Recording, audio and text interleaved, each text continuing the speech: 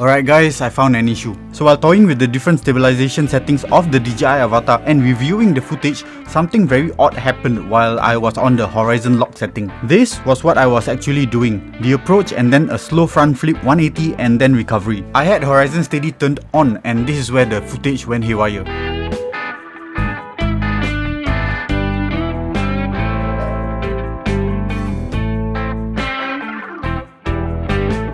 So in today's episode, I'm going to talk about how the different stabilization settings work and what you should choose for your desired output.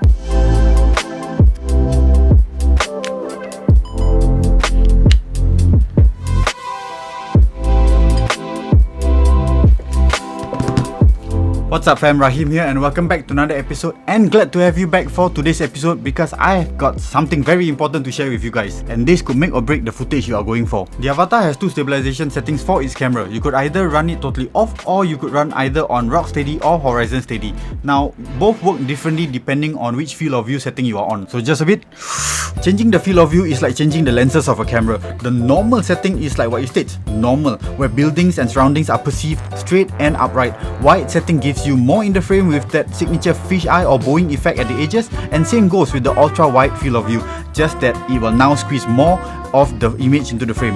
The wider you go, the further away things are perceived to be. To learn more, you can watch my indoor flight video. I'll put a link at the end of this episode. So now let's get back to the different stabilization settings.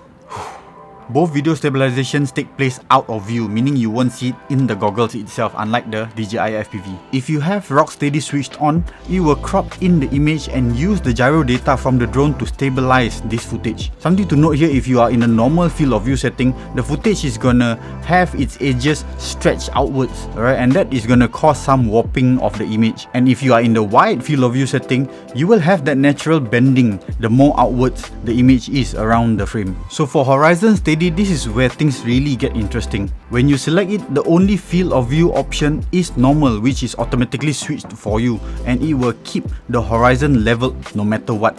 As I flipped the drone, it kinda like did an auto rotation of the image, and when I flipped to recover the drone, it auto rotated again. Not the intended outcome I wanted though. So I know Horizonsteady was slightly tuned so that the resulting image was one that would resemble something that would have come off camera drones like the Phantoms, Mavics. Horizon was always locked and level no matter how the drone was rolling. It's just that it caught me off guard, and I'm glad that specific footage was not used for a shoot or a project. If not, I'm very sure I'll have to call back the whole crew for another take.